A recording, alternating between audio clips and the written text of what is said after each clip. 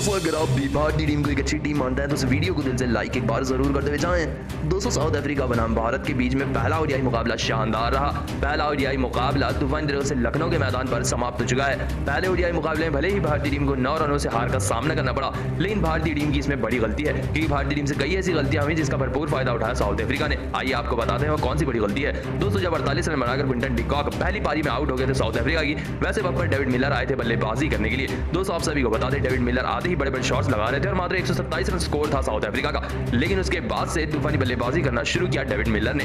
उतने में ही सबसे बड़ा जीवनदान हेनरी क्लासन और डेविड मिलर ने दे दिया था अर्धशतक लगाने के बाद, और भारतीय टीम को यही मौका था गेम में वापसी करने का। लेकिन इन दोनों ही खतरनाक बल्लेबाजी को देखकर भारतीय टीम ढह गई, इन दोनों मुकाबलों को नहीं प्राप्त कर पाई। दोस्तों ये वो सबसे बड़ी चुनौती थी जब डेविड मिलर ने सिराज की गेंद को हवा में खेल दिया था तो बाउंड्री पर खड़े थे ऋतुराज गायकवाड़ और इन्होंने कैच को ड्रॉप कर दिया। सिर्फ 50 रन पर खेल रहे थे डेविड मिलर और आखिरी ओवरों की तूफानी बल्लेबाजी की बरकरार थी। इस तरीके से कैच ड्रॉप हो गई। ना ही सिर्फ ये कैच ड्रॉप हो गई, ये गेंद चौके के लिए भी चली गई, जिसे देख मोहम्मद सिराज काफी ज्यादा गुस्से में भी आ चुके थे।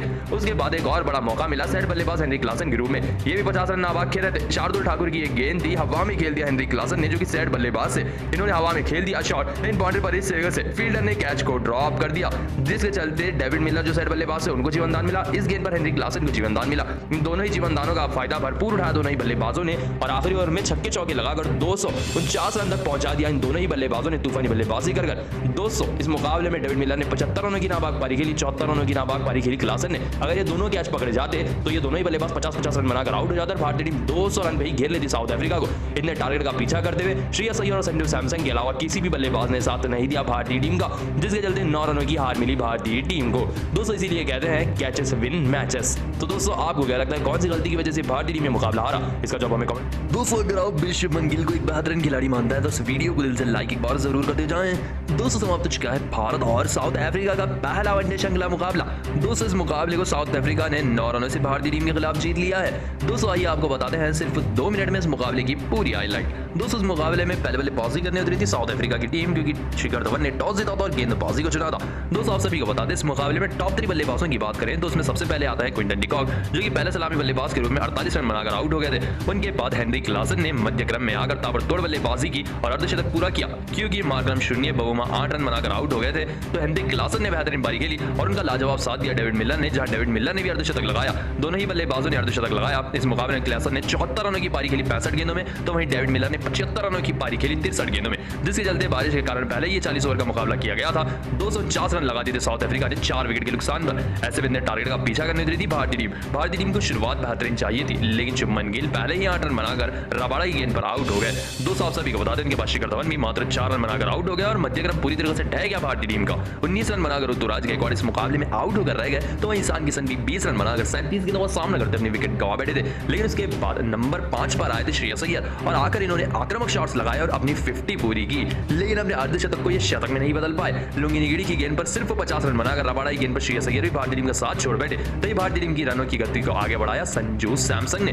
दोस्तों संजू सैमसन के ऊपर भारतीय टीम की पूरी उम्मीद टिकी हुई थी। संजू सैमसन ने कुछ बेहतरीन शॉट्स भी लगाए, संजू सैमसन ने अर्धशतक भी पूरा किया, संजू सैमसन ने पूरी कोशिश की, लेकिन कोई भी बल्लेबाज उनका साथ नहीं दे पाया, जिसके चलते आखिरी 6 गेंदों पर 30 रनों की दरकार थी संजू सैमसन को, जो कि संजू सैमसन या कोई भी बल्लेबाज होता तो नहीं लगा सकता था, जिसके चलते साउथ अफ्रीका को जीत मिली 9 रनों से। दोस्तों संजू सैमसन ने 86 रनों की पारी खेली 63 गेंदों में और भारतीय टीम को 9 रनों से हार का सामना करना पड़ा। दोस्तों आपको क्या लगता है कौन सी गलती की वजह से भारतीय टीम में मुकाबला हारा? इसका जवाब हमें कमेंट में एक बार जरूर बताइए। अगर आप भी संजू सैमसन को एक बेहतरीन खिलाड़ी मानते हैं तो वीडियो को लाइक जरूर कीजिएगा। दोस्तों आज हम आपको बताएंगे भारत बनाम साउथ अफ्रीका के पहले वनडे मुकाबले की हाईलाइट, कि साउथ अफ्रीका ने 9 रनों से पहला वनडे मुकाबला जीत लिया, लेकिन इस मुकाबले में आखिरी ओवर में जब भारतीय टीम साउथ अफ्रीका के 250 रन के लक्ष्य का पीछा कर रही थी और संजू सैमसन 50 रन की हाफ सेंचुरी लगाकर नाबाद खेल रहे थे, वैसे वक्त पर आखिरी ओवर का आपको पूरा रोमांच बताते हैं, क्योंकि 6 गेंदों पर 30 रनों की दरकार थी, जो अपने आप में काफी बड़ी मुश्किल बात थी। लेकिन संजू सैमसन चट्टान की तरह खड़े थे मैदान पर, उनके सामने आए थे ऑफ स्पिनर गेंदबाज तबरेज शामसी। दोस्तों आइए आपको पहली गेंद पर लेकर चलते हैं। 6 गेंदों पर 30 रनों की दरकार थी। जैसे ही पहली गेंद तबरेज शामसी ने डाली तो ये काफी ज्यादा लेग साइड पर चली गई और संजू सैमसन ने इसे नहीं खेला, जिसके चलते अंपायर ने इस गेंद को वाइड करार दिया और 6 गेंदों पर अब 29 रनों की दरकार थी। संजू सैमसन स्ट्राइक पर आ चुके थे, 6 गेंदों पर 29 रनों की दरकार थी। जैसे इसकी अगली गेंद संजू सैमसन को सामने की तरफ रखी तबरेज शामसी ने तो डिस्पैच कर दिया गेंद को संजू सैमसन ने और लगा दिया छक्का, जिसके चलते काफी बेहतरीन छक्का आ गया, जिसे देख काफी ज्यादा लोग लोगों भी खुश हो गए। दोस्तों आप सभी को बता दें उसकी अगली ही गेंद पर सामने की तरफ शॉट रखा तबरेज शमसी को संजू सैमसन ने और ये भी गेंद गई चौके की ओर और अब जीत के लिए 4 गेंदों पर 19 रनों की दरकार थी क्योंकि एक छक्का और एक चौका लगा चुके थे संजू सैमसन। उसकी अगली गेंद पर एक और बेहतरीन तरीके से सामने का शॉट खेला संजू सैमसन ने और ये भी गेंद आ गई चौके की ओर, जिसके चलते एक छक्का और 2 चौके लगाकर काफी बेहतरीन तरीके से आगे निकल चुके थे संजू सैमसन, लेकिन अभी भी जीत का रास्ता काफी ज्यादा दूर था। दोस्तों उसकी अगली गेंद जैसे ही तबरेज शमसी ने सामने की तरफ फेंकी तो बड़ा शॉट लगाने के चक्कर में मिस कर बैठे इस गेंद को संजू सैमसन और इस गेंद पर कोई भी रन नहीं आया, जिसके चलते ये गेंद डॉट हो गई, जिसके चलते अब नामुमकिन सी हो गई जीत क्योंकि 2 गेंदों पर 15 रनों की दरकार थी। अगली गेंद सामने की तरफ खेली संजू सैमसन ने और ये गेंद पर गया चौका, लेकिन आखिरी गेंद पर 11 रनों की दरकार थी जो कि नामुमकिन सी बात थी। संजू सैमसन ने पूरी कोशिश की लेकिन उनसे नहीं हो पा रहा था। दोस्तों आखिरी एक गेंद पर 11 रनों की दरकार थी। आगे आखिरी गेंद पर सामने की तरफ खेला संजू सैमसन ने और मात्र 2 रन ही ले पाए, जिसके चलते साउथ अफ्रीका की टीम 9 रनों से मुकाबला जीत गई। संजू सैमसन ने 46 रनों की बेहतरीन और शानदार पारी खेली 63 गेंदों में। दोस्तों आप संजू सैमसन की इस बेहतरीन पारी को 10 में से कितने नंबर देना चाहेंगे, इसका जवाब हमें कमेंट में जरूर बताइएगा। दोस्तों अगर आप भी संजू सैमसन को एक अच्छा खिलाड़ी मानते हैं तो इस वीडियो को दिल से लाइक एक बार जरूर करते जाएं। दोस्तों समाप्त हो चुका है भारत बनाम साउथ अफ्रीका का पहला वनडे मुकाबला। तो आइए आप सभी को बताते हैं इस मुकाबले की पूरी हाईलाइट। सबसे पहले तो बारिश के कारण काफी देर तक मुकाबला शुरू नहीं हुआ, लेकिन शुरू होने के बाद 40 ओवर का किया गया। दोनों ही कप्तान आमने सामने आए टॉस के लिए। दोस्तों इस बार भारतीय टीम ने टॉस जीता और गेंदबाजी को चुना। शिखर धवन ने गेंदबाजी को चुना, जिसके लिए पहले बल्लेबाजी करने उतरी साउथ अफ्रीका की टीम। शुरुआत साउथ अफ्रीका की खराब रही।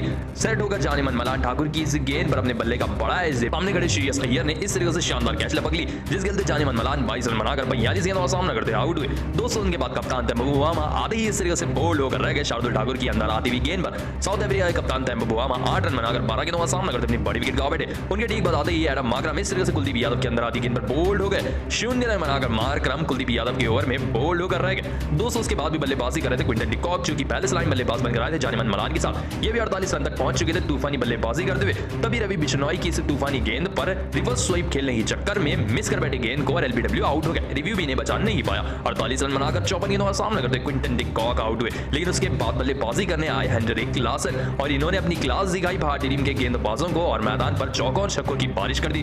दोस्तों हेनरिक क्लासन ने इस मुकाबले में सबसे पहले तो तूफानी बल्लेबाजी करते हुए बेहतरीन अपना अर्धशतक पूरा किया। जी हां दोस्तों हेनरिक क्लासन ने बेहतरीन अर्धशतक लगाया इस मुकाबले में और ये नाबाग बल्लेबाजी कर गए। उनके साथ बल्लेबाजी करने आए थे डेविड मिलर। इन दोनों ने मिलकर साउथ अफ्रीका की काया पलट कर रख दी। डेविड मिलर ने भी तूफानी बल्लेबाजी करते अपनी फॉर्म को बेहतरीन तरीके से बरकरार रखा और इस मुकाबले में भी अपना तूफानी अर्धशतक पूरा किया।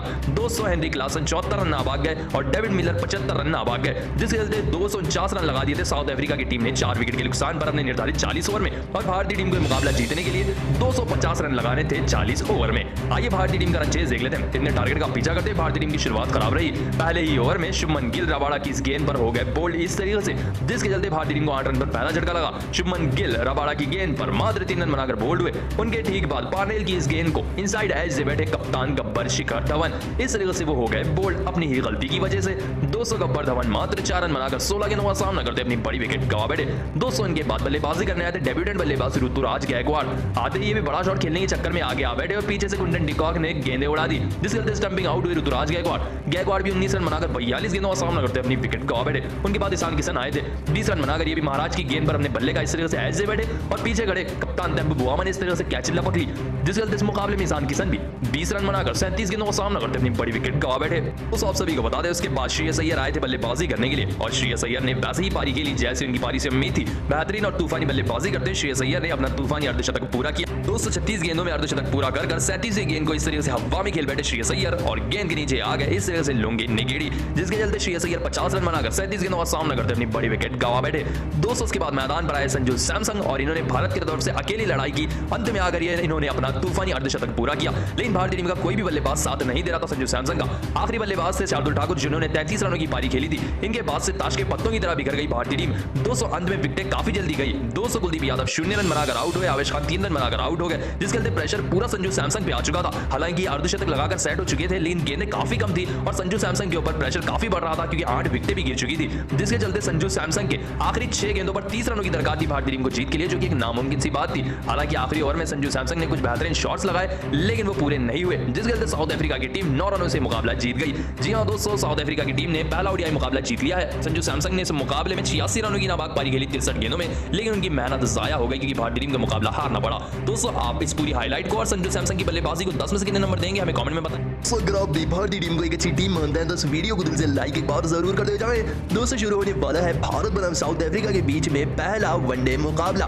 दोस्तों, T20 आई सीरीज समाप्त हो चुकी है, लेकिन ओडीआई के कप्तान शिखर धवन बने हैं, साउथ अफ्रीका के कप्तान तेम्बो बुआमा है। दोस्तों, 2 बजे से ही मुकाबला शुरू होने वाला था, जहां पिछली सीरीज भारतीय टीम ने T20